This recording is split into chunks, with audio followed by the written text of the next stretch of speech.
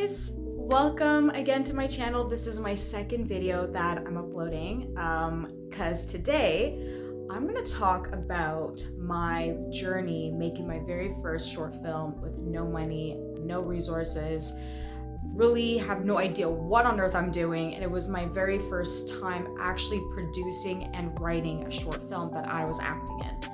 So please follow my Instagram. It's Maria Crystal Mello if you want to find out all of my new projects that I'm doing, film, my travels, lifestyle, but mostly like film-based related content, and like, share, and subscribe to my YouTube channel. So let's get going to this video. All right, guys, thank you so much for watching this video. So this is my second video on my channel, and today I'm going to talk about what it was like making my very first short film with no money, no budget, no resources. Like, I have no idea what I'm doing. I did have some kind of guidance, but you know, when you're making your first film for like the very first time, there's so many things that you're learning and you're trying to navigate. And what that was like for me personally as a writer, producer, and even acting in your own film for the very first time. So my short film, The Healer, which is actually uploaded on my YouTube channel, so you can go and have a look, which was written, produced by me, directed by a friend of mine named Umesh Siva, was our very first time collaborating and making a film together. We both made this film. And I'm gonna talk about where did I get this idea, and I'm just gonna give you a little bit of a synopsis of it. So Alice is an online cult leader. So she is essentially trying to sell this image of living this healthy, sort of, I guess, healthy wellness lifestyle, or trying to promote this idea of trying to get closer to like the divine and higher being and all these things about spirituality, right? Which I know is very common nowadays. There's so many health and wellness, content going around, which is amazing. But that was not the issue. It was more the fact that she was manipulating her members into believing that she was actually living this lifestyle, which in fact she wasn't. She was battling substance abuse, and she was, exploiting that idea and making profit out of it. And then she gets caught into doing it, and then the rest is history, which I will not give too much details because it's a bit of a spoiler alert. But apart from that, the whole logistics of making a short film for the very first time when you don't have money and you don't know where to start. So the first thing that I would suggest you do when you are wanting to make a film for the very first time, you want to try and keep your costs very low. I wrote this script and I tried to simplify it as much as possible, and I knew that I wasn't going to afford explosions or some fancy location because I knew that was going to cost a lot of money. I wrote it in just basically two simple locations. It was shot in my bedroom. So it was all taking place basically inside of my bedroom, one location, which is free. You can shoot it inside your house. And a couple of exterior shots, her, out in the park, jogging, things like that, which is free. So no one's going to charge you like for using natural resources in nature. I mean, that's free for everybody. And try to keep your crew as small as possible. Now, in this case, I couldn't really afford to pay thousands of dollars for a cinematographer or have, a sound operator. So what I did was I went on Facebook. I went on a couple of Facebook groups that I'm part of, and you'd be surprised. There's a lot of people that are looking for the same thing like you are, that they're just starting out. They just came out of film school. They're trying to build up a portfolio. And in this industry, it's not like you just graduate university and then you can go and get a job. It doesn't really work like that.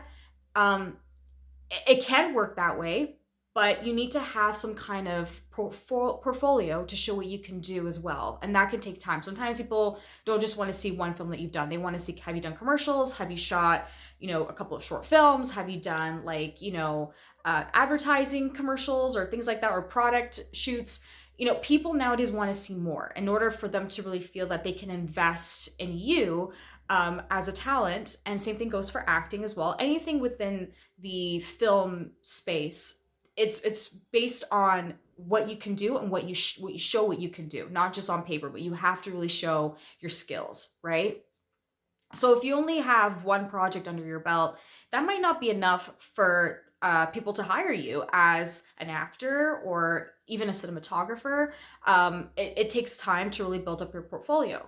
So how do you start that? Well, you normally do passion projects, you do student films, or you collaborate with other people until you've built up enough of a I would say a foundation or portfolio that you can show. And then once you're like, okay, I have enough footage, now it's time for me to actually get paid work, and I can go ahead and really, pitch myself to do projects and get paid for what I do. That's basically how it usually works. So most of the time, unless you're very lucky, but in most cases, we're all looking to try and expand our craft. And I made a post on Facebook, was like, hey, I am a starting out filmmaker. I'm looking, for a few collaborators to do a passion project with me. This is unpaid. I was very honest and really transparent about that. And, some people are not going to be happy. And sometimes, you do get some people are like, oh, that's not really right. But most people understand where you're coming from, because when you are starting out as a filmmaker, most likely you're not coming out of doing a big budget film from a big major studio. Nobody starts out that way. You have to really show what you can do in the beginning process of your career, to get into film festivals. And then within time, once you have gained enough experience, then you can start, hopefully, do a bigger project and you can get funding for it, right? But for the most part, I was very surprised how many people were willing to really do this, and they were in that position. So I got a few, answers back. And the thing is, apart from making a film, it's also trying to find the right people that you can trust, that they're also on the same page as you, and to feel comfortable with them. It's not just you making the film, but you're making a film with someone with you, and it does become sort of like that personal experience that you're sharing with them. So I found this wonderful person who was willing to offer his time and his services to come and shoot the film. And you know what? He actually stayed. I have a guest room. He stayed over at my house for a weekend, and we shot the film. Now, what kind of equipment was used? I'm going to be very honest. It was very homemade, very raw, homemade, very much very first time making my film. It was shot on a Canon DSLR. There was no fancy cameras. We didn't even have like proper lighting. I didn't even have like a sound operator. I recorded the audio on my cell phone with just like a mic that I had attached to it. And you'd be surprised. Cell phones now are so advanced with not even just with footage, but even with sound. A whole feature film can now be shot on an iPhone, which is ridiculous. And it's absolutely insane. It looks incredible. But with the audio, we really pulled it off, and it did the job, and it did it pretty well. So there were some ups and downs in making this film. So usually you have something in your mind and this image that, oh, it's going to be amazing. It's going to be my very first short film ever. Oh my gosh. And clearly it did not turn out that way. And I'll be very honest, looking back at it, there's so many flaws that I wish, him and I even agreed, better equipment, better, lighting, but it's okay, because you know why? Something great came out of this. And I'm going to talk to you about how, it received quite a bit of recognition, and I'm going to talk about it very soon. So we wrapped the film. It was 2 days basically, or 3 days during a weekend. And I remember he sent me the first very rough cut of the film. And I was like, okay, cool. I'm going to watch the first rough cut. And I was like, oh my gosh, there's so many things that I was not happy with. And you start to doubt yourself. You're like, am I doing this right? Is there something that I'm doing wrong? And I started to cry. Because I felt like, oh, I failed myself. I didn't live up to my own standards. I don't know what I'm doing wrong. I just felt horrible. I felt like I was completely failing at everything.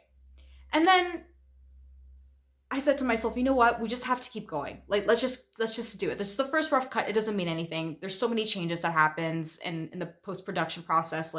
Things get cut, things get removed, things get added into. This is just the process. We ended up editing the film 8 times until we were happy with it.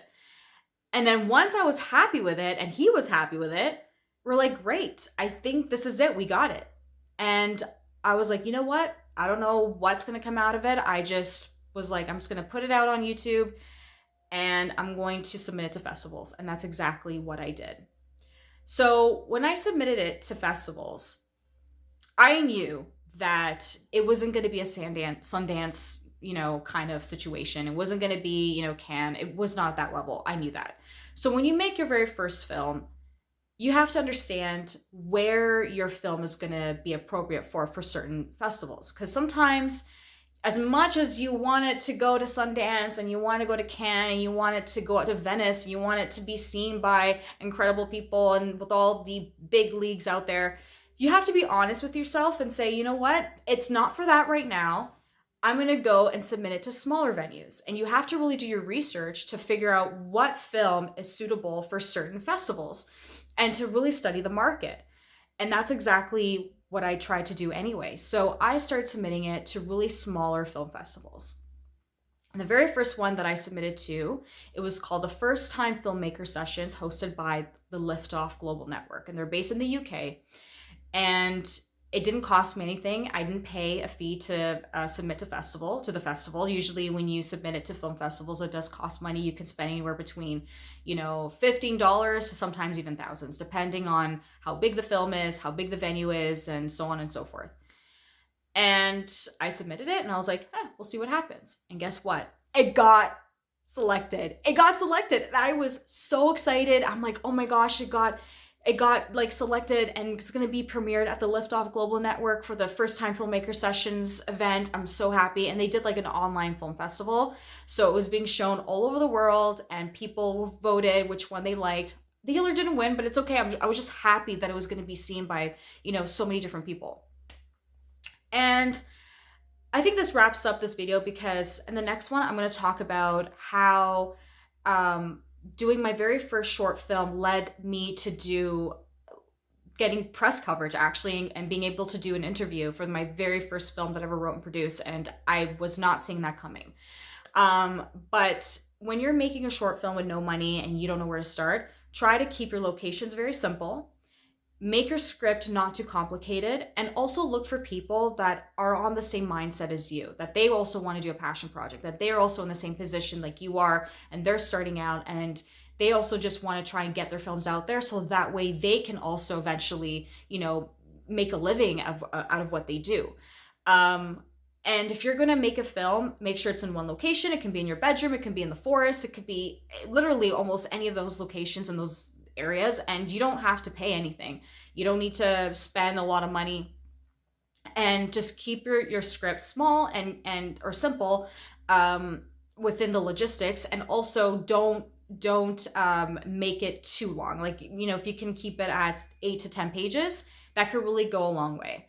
So this wraps up the video, and I hope that, you get a little bit of an insight on how you can create your first film with no money. That was my experience. But on the next video, I'm going to talk about how my short film, The Healer, led me to getting my very first press coverage, which was amazing. And I'm really excited to share that with you. So like, share, and subscribe. Follow me on Instagram, Maria Crystal Mello, and you will see all things film related, new projects that I'm doing. I do have a new project that's going to be coming out very soon, sometime this year. I will not give it away too much, but stay tuned and see you all soon in my next video. Bye guys. Thank you so much.